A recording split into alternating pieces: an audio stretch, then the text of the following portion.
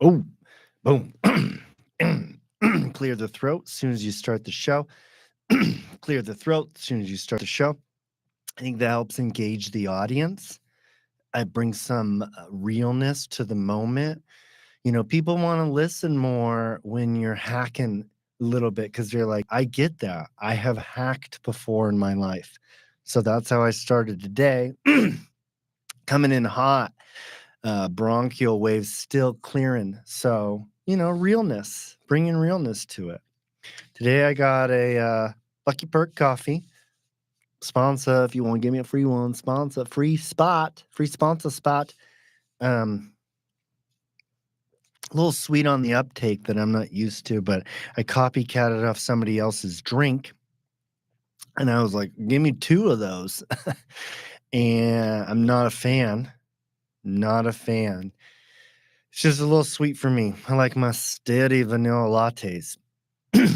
Might be some clearing of the throats today, but there's 0 of you watching. So of the 0 watching, I don't think I think 0 people are going to care. Coming in extremely unprepared today, not even comfortable with the way I sit right now. There's no way to engage a lean back on these chairs. They're pretty standard straight up chairs. They do roll around a bit though. But other than that, they're up straight. There's no handles to go up, down, or lean back. So it's good for my spine though. My spine's been out of whack for like a year now. It'd be good to straighten it out. What am I going to talk about today? I have no idea. Although my setup went much smoother today than last time, I decided, hey, at the beginning of this show, I'm restarting my phone. I'm shutting down my phone. Take a 5-minute rest. Okay. Okay, Mr. Pixel, take a 5-minute rest. Boom, rebooted it up. And then I got a quick connection to the hotspot interwebs. So they're very available today for anyone in the area that I am, the undisclosed area that I am. The interwebs, very available. I mean, my service provider is Verizon. So maybe just for Verizon, they're very available. But I assume, the mobiles and the T's and the metros and the crickets and the VERS all communicate with each other. I mean, they're bouncing off all of these fake tree towers. They can't not be. I don't think anybody owns the right to a fake tree. They could. I'm not very adept to information like that.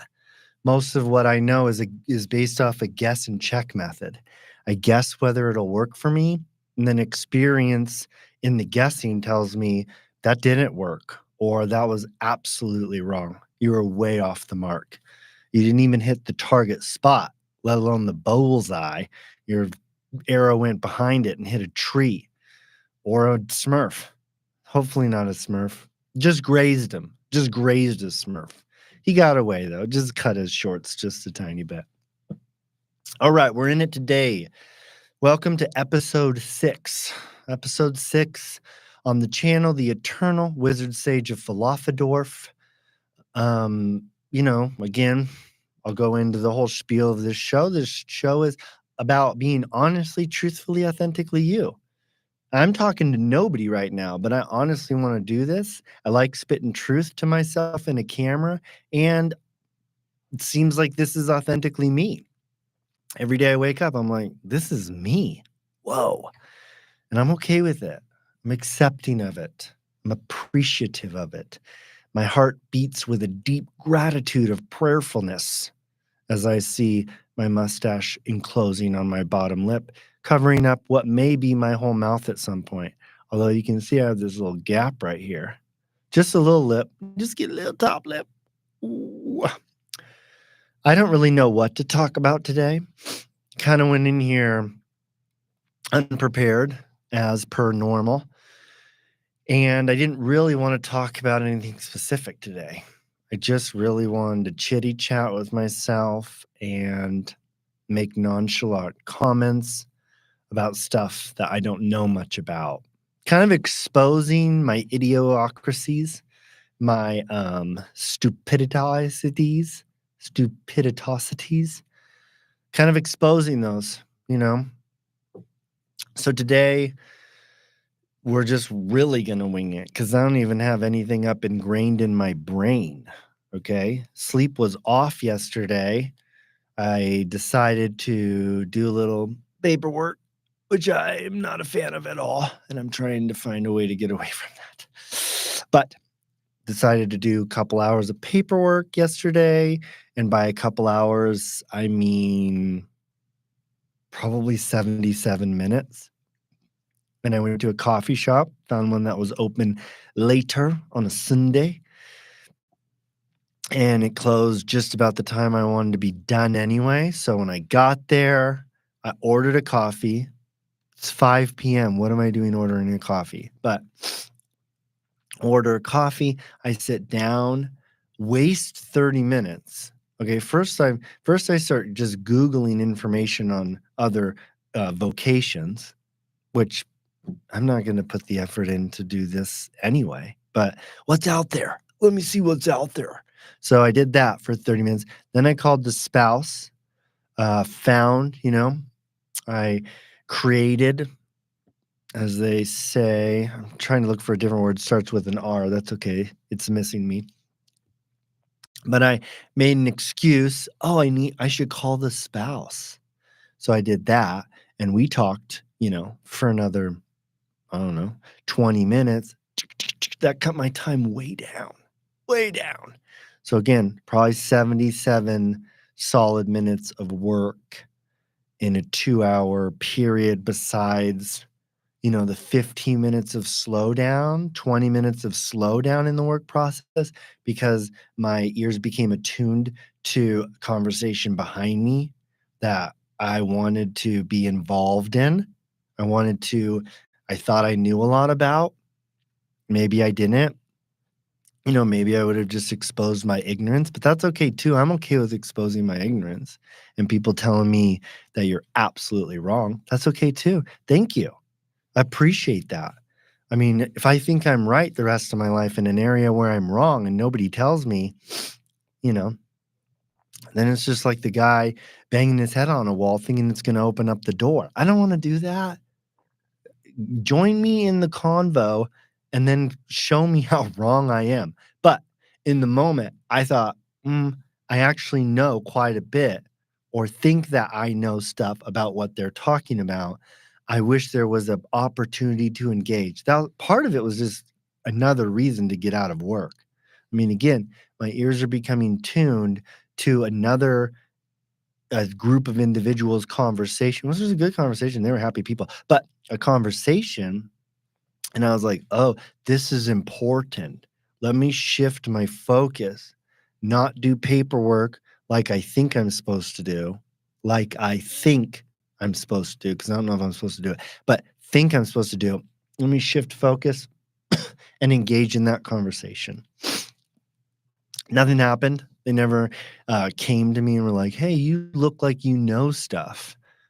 I mean, look. But they never came to me to say that. So I didn't want to just turn around and be like, hey, let me join your convo. I mean, look at me. You don't do that when you look like me. You don't just try to join random conversations. People need to expect that somebody like me, looking like me, is going to show up. So I told him, I didn't tell him actually. I don't even know why I said that. I didn't tell him anything. I just didn't get to join the conversation. That was a bummer. I was like, oh, can you see me leaning to listen in? I want to be involved. No involvement. So I kept doing work at a slower pace. And then when they left, sped up the last 10 minutes, type real fast. And then it's like, oh, I feel accomplished because I got a lot done in 10 minutes, which is like, I probably have like an 18-minute paperwork window. Seriously, 18 minutes, that's about what you'll get out of me. Once I hit the 19th minute, my brain starts to go, this isn't fun. So let's make reasons why we're supposed to, should, want, need to do something else. And then that need will take me away from what I think I'm supposed to do. So there's my 10-minute intro. What we're going to talk about, it probably isn't going to be a long show. This might be on the short side, maybe 31 and a half minutes tops. But I did get my business cards going, which I should be picking up this Wednesday, which is good. Okay. Got some business cards, which I think are me. I don't know if they're me. Seemed to think like they were me. And what I'm gonna do with these, I don't even know. I know that Imma just spray them everywhere. Every place I go to is like, "Oh, drop one on the floor, leave one on the table, set one up on your business card, pin it to a cork board, pin 4 to a cork board in a row, maybe make a hexagram." I don't know. I'm gonna just get a bunch of these, and they really don't give you a lot of information. They really just say the title of this show, Honestly, Truthfully, Authentically You. Okay. Then on the middle part of the business card, it says providing guidance and insight. Dot, dot, dot, dot. Maybe, because I don't know what you're going to pick up on and not pick up on. So maybe this works. Maybe it doesn't. Call for conversation. That's it. Call for conversation. 206 599. Oh, there's part of my number. But boom, then just call for conversation. Here's my number. And I just wanted to do this. I just wanted to shoot these out all over the world, see what gets picked up on, see what doesn't, see what happens. Maybe I waste my money printing business cards and for the next 18 months, spread these over the valley area I'm in and all over the multiple cities I go to, which is like 1, 2, 3, 4, 5, 6, maybe 6 different cities I drive through. They're all clustered together, clustered in the valley, but there's like 6 cities that I populate through. And I think at some point each day, leave a couple. So I don't know. If I leave maybe 2 cards each day, a 5-day work, that's 10 cards.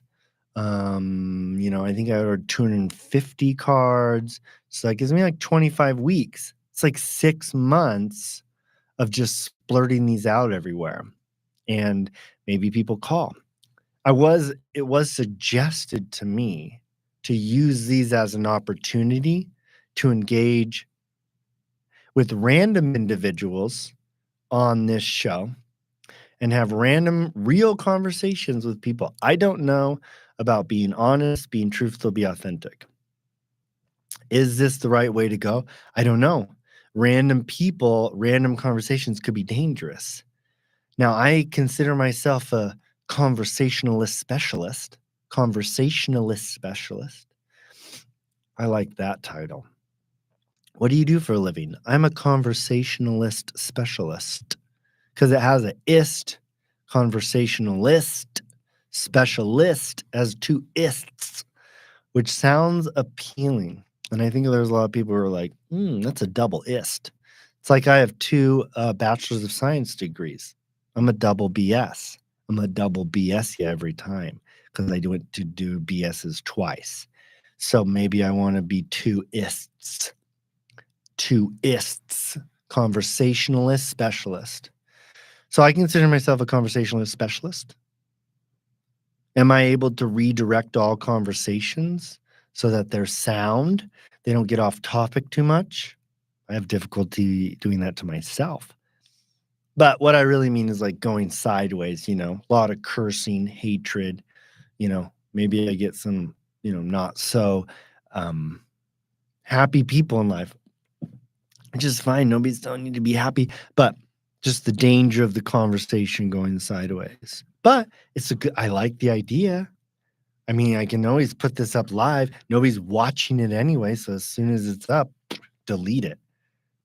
Give it 12 hours to process or however YouTube does. Get on that thing, delete it. Nobody's going to watch it. People are pumping out hundreds and thousands of videos.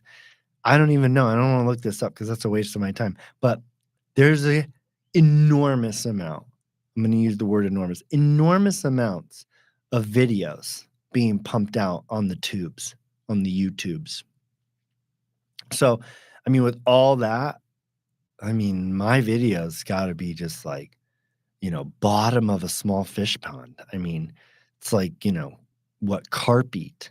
Nobody's digging down there. I got a window of time after I post something to go in and delete it.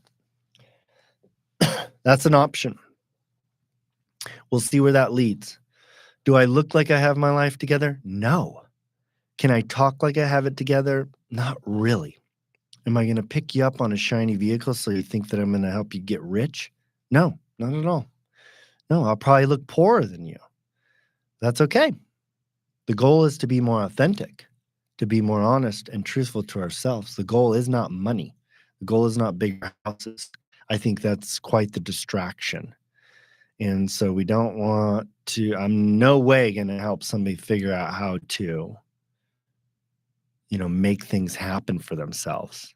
I do want to help people figure out their inner core, how to be the being in you, how to awaken and enliven and express your innermost being, your innermost core, so that you're being yourself all the time.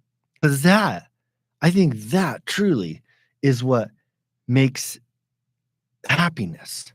I really do. I mean, just this is myself. This is the self in me, which is a difficult thing because it's like an in between the self identity, which we'll call the ego, and the selflessness, which is the denial of the self. I think there's a space between. You have the ego, which is the beliefs and opinions of others, which cloud who you are and then give you this false pseudo self that's like, oh, I want to be rich. Oh, I want to be famous. Oh, I want to have this. I want to have that.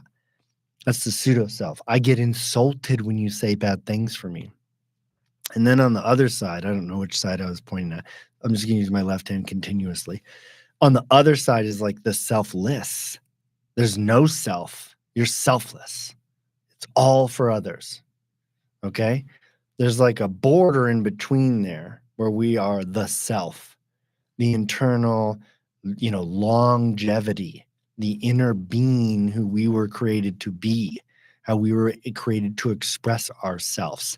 That is, I think, the middle ground because we're denying the ego and we're not denying who we are.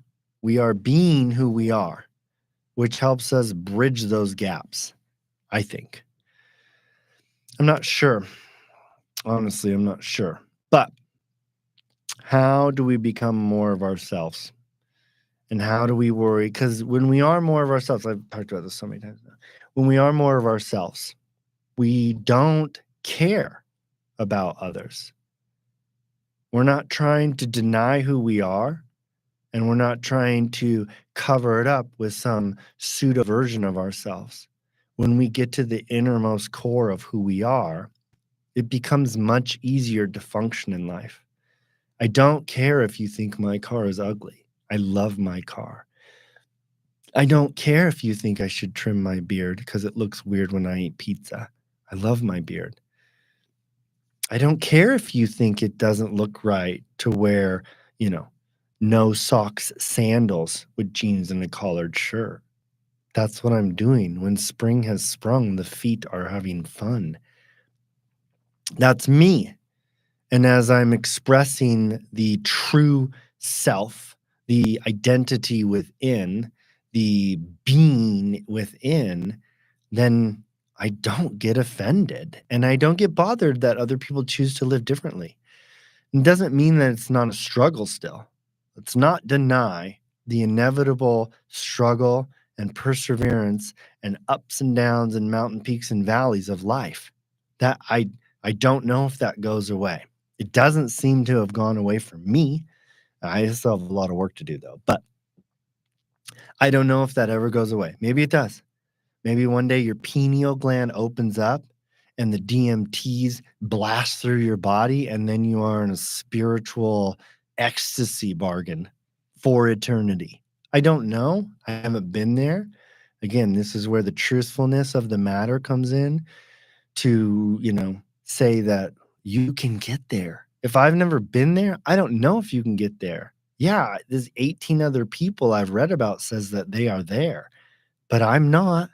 So the experience of my truth, the truth of my experience tells me that I would like to assume that's a possibility and I will continually persevere in that direction. Is it going to happen? I don't know. That's irrelevant. I mean, that is like literally irrelevant for me. I can only speak to what I know. Am I having more fun in life as I express more of who I am? You better believe you're hot tickety bargains. Yes. And so that for me is a truth I want to express because I've experienced that truth. I have, stepped away from some of the false personalities, the false identities and decisions that I made, which were good. I give, full appreciation to that. I wouldn't have got here if I didn't go through that. But that itself was a pseudo, was a self, was a pseudo false self, pseudo false self, pseudo false self, pseudo false self. Say that 23 times. Say this. Say all of what I just said really fast, multiple times. That's the truth of my experience. And as those have shed away and they became less important, I'll admit it. It's a type of boredom set in. I mean, it's like bodybuilding. I used to be deep in bodybuilding. And there's sometimes where I think, like, should I go back to that? But I was deep in it for a decade. Okay. That's what I did. I mean, that's where I spent most of my time. That's where my thought energy went to most of the time. That's how my daily life was organized. One day, I decided, you know what? I think there's some addictive tendencies going on here with the gym because I had chosen at that point to not compete anymore, but yet the drive to continually get stronger and bigger was still alive in me. And again, I want to side note that uh, everyone lives a different way.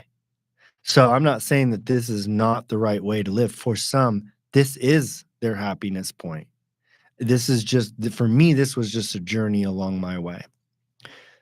But during this process, I decided I wasn't going to compete after a while. After like 10 years, I was like getting ready for another bodybuilding show. And I thought, like, I don't know if I want to do this again. Like, not that motivated to count every calorie and get up at 4:30 in the morning to get cardio in or lift weights. I don't know. Am I more tired? Am I lazy? I'm just not enjoying it. So I bowed out. Oh, I'm not going to get ready for a competition anymore. The drive, though, to train, the habit, the routine was still ingrained. So that still happened every day on the dot. And then after a while, it's like, I think I'm going to sleep in. Yeah, I think I'm going to sleep in. Then a move happened. And so my whole world, going back to school, walking to the gym that was close by, like everything kind of became reorganized in my life. And there was a point where I was like, you know what? I'm just gonna nix this for 6 months. I'm gonna cancel my fully cancel it. Not even like, "Oh, freeze my account."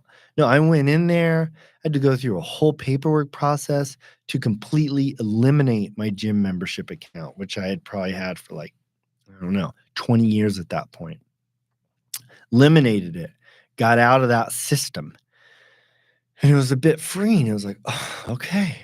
Okay, now I'd have to go through a whole sign-up process, and I don't know if I wanna do that again." So, let that be, and I decided, "Okay, now 6 months, I'm not gonna not do healthy activities." I'm still gonna do push-ups and sit-ups and, wiggly squats. I don't know. I did stuff, but the going to the gym and the lifting weights was something I told myself I'm not gonna do for 6 months. I'm gonna give myself 6 months off, and I'm gonna reevaluate how I wanna go about exercise and nutrition and living the rest of my life. So that 6 meat for me was the breaking of a false self, a false identity that obviously, going into the depths of it has stemmed with, from, self-esteem issues, self-image issues related to, certain parameters of kids mocking me when I was young. I mean, there's a whole process we could get into of why that led to that. Okay. But either way, when I finally stepped away, a new identity started to form because the one died. And so in place of one dying, this new one came about, which that was a false one too. Just another false one came up, and they kept coming up, coming up, coming up until eventually it's like, okay, I'm in a pretty good understanding of what I want to be. I don't desire to do it, and nor do I care if I do it. So it's kind of like a catch 27. I don't like if I can get a workout in that day, great. If I don't, I mean, I'm not too worried about it either way. So that was me becoming more of myself and developing a better relationship to that identity. And so now I have become more of myself through changing the way I express that part of me. And as I've done that, then I'm less bothered by others. For a while there, it's like when I stopped bodybuilding, I still was very bothered when it seemed like I was in public and there were other people who looked like they're probably stronger than me. That was bothersome. You look buff, and I kind of want to look buff. And that took a long time to be at a point where it's like, well, I like the way I look. And I don't really care if somebody else looks like that. Good for them if that's what they want to do, if that's their true self. I'm gonna take another qualitative sip. This is through a bamboo straw. This is $1.25. It's supposed to be reusable. Hope it's clean. I didn't check. I got way off topic there, and I'm not even sure what I was going to try to explain. But truthfulness can really only come from our experience. And so as I've experienced, changing the way I look, denying myself activities that I thought were part of me, and has helped release more of an inner personality that was there. And it was always expressed through these different things I did. It was always expressed through activities. It was always expressed in schooling, in my conversations with others. It just had a bunch of dirt on top of it because I had this pseudo self, this false identity that was, causing the reflection of who I was to be very distorted. Although the reflection still gets pushed through, it's just, the dirt makes it a little bit harder to see, and you don't quite get the light that's inside as well. So that dust we got to kind of shuffle off. And that dust is, others' belief systems, others' opinions about you, trying to live up to your parents, to your friends, to society, to your job, to the political person you want to be. All those things create dust. It's not just a complete self expression, you know. And as you get down to the core of these things, they all stem from your belief systems, what you believe to be true about yourself. If you believe that you need to be buff to be liked, like I did, well, then that's going to be a profound activity of your life. You're going to put a lot of effort into being buff because it gets you liked more or it gets you made fun of less. So you've got to shoot for that. But that was not who I was. I don't need to be buff to be liked. That was a belief that I took on. And I don't know, I can't root out to where the exact moment that happened, but something just lined up in, you know, me getting made fun of and simultaneously having an older friend in the neighborhood who was in a weight training class and showed me exercises and pictures of buff people. And, my brain just put all these pieces together in no formal, with no formal understanding of what's going on. Just was like, boom, mocked for skinniness. This builds weights. These people look big and less skinny. That's the route I'm going. And then boom, next 26 years of my life, okay, was just trying to touch a piece of raw iron every day. But when I got rid of that belief and realized that if people were only to like me in this state of being, well, then I don't know if I really want them around anyway.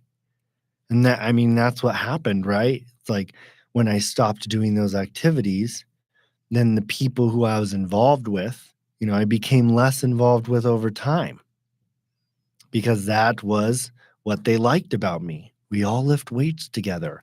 We all talk about the protein in the new nougat bar that just came out. So that's what they want to talk about. They don't want a friend who, is quirky and jokes around and, sips sugary drinks all day and, you know, wears skinny jeans. I don't wear skinny jeans, but I still have massive thighs from heavy squats. They don't want that. And so it shifted a lot in my life, which was not easy, which was difficult. It was arduous work, arduous. But I got there, but I moved on. I stepped a different direction. And as I stepped a different direction, I became more of me.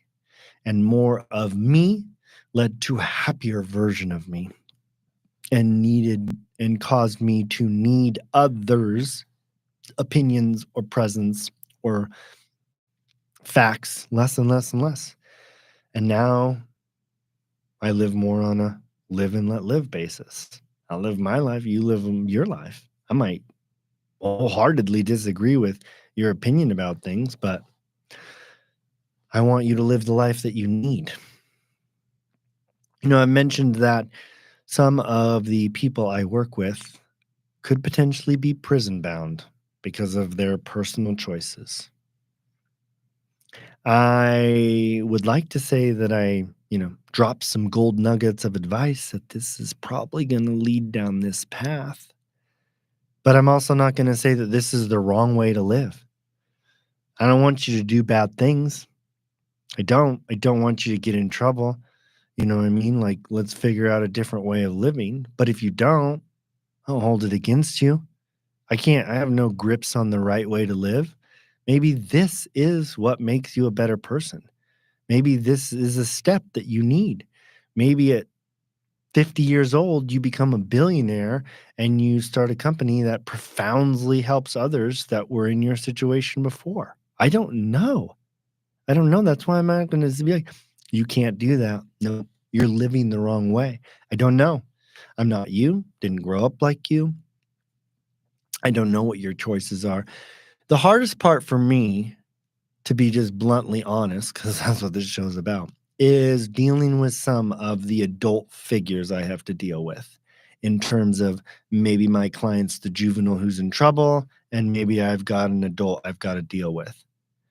And I got to tell you, I mean, a lot of these adults do not have their life together, and they're not good role models. They're not good leaders for their own children. But I'm not mad at them for that because I don't know what that human being needs to become. Maybe that person needs to be a bad parent until it clicks one day and they become a different person. Maybe their kid needs to go through that experience. I don't want them to. Let's not get off topic here. I don't want anybody to have bad experiences. I just don't know what each of us as a human being needs on our path to be able to profoundly change the way we live and be able to express who we are supposed to be in this time period of existence. I have no idea what that's going to take. That may take a long-term treatment center. That may take a one-year stint in juvenile corrections. That may take, dealing dope out the corner of your apartment complex. I hope not. I hope not. I hope that everyone lives out of joy and happiness and love and feels love from others. I do. I truly do. I mean, I've wept over this, wept over situations, but I also know that I have to live and let live. I can't go to someone and be like, you're living a stupid way.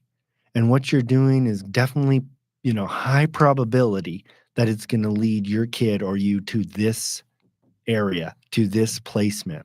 High probability. I would like to say that. And sometimes I have said it in some ways. But either way, I also don't know how you need to live to become your best self. So to say, like, don't live this way or you won't become your best self, I don't know if that's true. Maybe they do need to live that way to become them best self. Maybe they do need to go through some of those dark valley experiences to be them best selves up on the mountain. Maybe they do need to hit the slumps of the rock bottom well to be able to climb out and have so much self-love for themselves that they go on helping and expressing it to others. I don't know.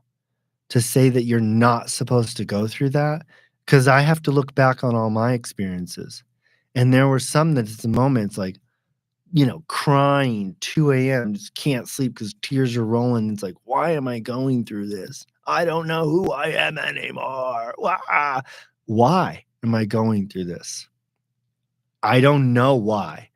I mean, I do understand where I'm at and have respect and appreciation and gratefulness for where I was there, even in the midst of that pain, trembling pain. But I don't know that I was going to have to go through that. I don't know that I was going to have to become that, conquer, and then conquer that ego perspective. I don't know if I was supposed to become this, get all caught up. This is who I am. And then, you know, sideways hit to the face out of nowhere. And it's like, whoa, this isn't as fun as I thought. Like, where is life taking me? Is this the path I'm going down? And then redirect my course. I think back to like risky decisions I did. I did a lot of risky decisions, okay? I mean, I had, like, a really good business for a while that I just in a not a quick swift, I mean, it was built up, but in, like, made a decision, it's like 2 months, I'm outta here. I just gave everything away. I just, like, gave up my independent business that was doing well, gave up a part-time job that I was able to do that was very lucrative. I just gave it all up, moved away, gave it all up, moved away, and started life afresh somewhere else, doing a job that I said I'd never do again. I mean, and then starting a business with a best buddy of mine, which I thought was gonna be like, "This is it. This is what we're doing. This is my plan for eternity." And then what happened is, like, other things happened. My whole mind was surrounded by, like, "Oh, moving, giving everything up, but I'm starting a business. It's gonna work out well. We're gonna make good money. I'm gonna be have an office up in the factory with my best friend, and it's gonna be just glorious." And then what's funny is, like, we actually stumbled upon all this different information that had nothing to do with the business. In the creation of the business, we stumbled on these facts about meditation and different ways of living. And I stumbled on all these, ancient books and these, books written by spiritual people. And then I just read a bunch. And I mean, it did these weird sound baths and light things. And I mean, I just did all these things because as we were creating the company, we were trying to express this information, but I had to learn this information to be able to figure out how it integrated into the company. But that information ultimately changed the way I live, which, yeah, I mean, some of it got implemented in the company, but then the company filtered out and we didn't even end up doing it that long, 2.5 years, something like that, few years. We did that. And so all of the learning process that I thought I was doing for the company, I learned and implemented to myself, and then it literally started to change the way that I live. It changed what I focused on. It changed what I thought was healthy versus unhealthy activities. It changed the information I wanted to learn. It changed what I did in my downtime. It changed how I interacted with people. It changed who I was, all for the goal of thinking that I was going to become a multimillionaire through a company. I literally became poorer, and then moved to a different state after the company went down after a while and then lived completely different in a different environment. How was I supposed to know that starting this company was going to lead me to this area of life in the profession I do now? There's no way I could have known that. And so I did something for one thing, and in the act of doing it for something else, it changed who I was and led me to a job I now enjoy immensely, and I live a different way that I now enjoy blissfully. I wanted to say immensely again, but I thought I needed to change it up. So I did immensely. And then the second time I said blissfully. Changed the way I live. And so now I am much happier. I am much more blissful. If that company would have worked out, I don't know if I would have ended up like this. I don't know if I really would have gotten my life on a track that I enjoy. I don't know. Maybe I would have ended up doing all this and then, you know, and then had a huge blow up with my business partner, best friend, and we didn't talk. And, I mean, I got way deep into drugs and became bankrupt. I don't know what would have happened, but I didn't know. I didn't know the path that I needed to go down to become this. So I had all these goals and aspirations and ambitions to do one thing. In the process of doing that one thing, new information got gathered into who I am. And then it led me down a path away from what I thought I was going to do to a better place. I mean, I gave up a bunch of stuff to start a business that eventually didn't make much money, that made me broker and in debt towards the end, and then left me poorer than when I started it, but richer in spirit and life. Poorer in money, but richer in spirit and life. Boom, boom, boom, boom, boom. I like that. Poor in money, but richer in spirit and life. I don't know if you gathered anything from that conversation or what I just talked to myself about, but I don't know. So all I'm here to do is to give advice as part of these business cards I want to start shuffling out. I'm just here to tell you some good stuff. Maybe you hate it, maybe you like it. I don't know. This is just my experience. So this is my truth. This is me being honest about my truthful experience and me expressing who I am today. Hopefully, this leads you on a path to becoming more of yourself. It doesn't mean I'm going to lead you to a good path and away from a bad path. It means that I'm just going to give you information to lead you to more of yourself. Do you have to go through a bad path? Do you have to take a huge side route to get to who you are? Maybe. I'm not here to tell you, oh, okay, to become a millionaire, take step A, then step B, then sell step C to step D, then apply it to step E, and then call your broker. I'm not here to do that. I am only here to say, well, who are you? Why did you let that happen? Did you like that? Could you have said no? You could have said yes. Maybe you should have called the police. I don't know. I'm just here to give you ideas to try. That maybe they help you. It's not my intention to lead you to a good road, a good path, because I don't know what good is for you. Maybe bad leads to great, and maybe a good road leads to just a little bit gooder, and then you're stagnant in life. So I'm going to tell you, it's probably not healthy, but I need to use the word probably not healthy because I can't say that's not healthy to do. Maybe there's a tiny percentage that actually is like, this is actually extremely healthy for this person because this is going to lead them to this decision, which is going to cause this amount of detention time, which in detention, they're going to meet this person that changes their viewpoint. And then all the information that was blessed to them in the past comes to a catalytic, a big bang point in this life. And then a month later, they get out of juvie and they realize I'm actually incredibly intelligent. And then they get good grades, get extremely high SATs, and go to MIT and invent some kind of miracle eyeball. Maybe that's it. So again, it's not for me to say, like, I don't know if that's going to lead you to where you want to go. I don't know if that's going to lead you where to go. I can't say that's not going to lead you where you want to go. Maybe that's part of it. I mean, it's like hiking up a big mountain. What a metaphor for life, hiking up a mountain. It's like hiking up a big mountain. If you follow the trail, it's gonna zigzag. There might be even points where the trail where it kinda goes downhill a little bit, then it goes over some rocks, and then it goes I mean, you could try to go straight up, but you might get tired, you might fall and break a leg. Ultimately, you might have come back to the trail that you're on, and it just looks like it's going the wrong way, but if you were to try to go straight up the mountain and fall and break an ankle, and then you have to recover for 4 months before you can try hiking up that mountain again, well, maybe if you just followed the trail, yeah, seems like it would have taken a few extra hours, but it actually would be faster because now you have to heal for 3 months.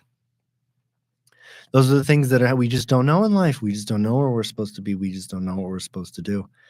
And it's not my job to tell you what the right or wrong choice is. It's my job to tell you and ask questions that help you become more of you along the journey that is set for you, not try to decide what the right journey is for you, just to help you figure out how do you find you?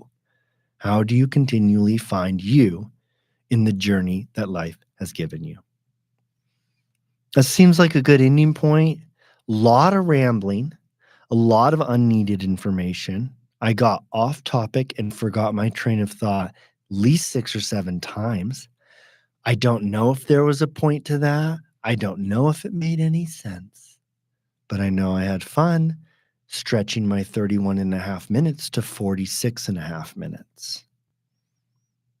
I hope you got something out of this, and I will be back next week. Thank you, ladies, gents, and humans. Love, peace, and all the chicken grease. Boom, shaka, laka.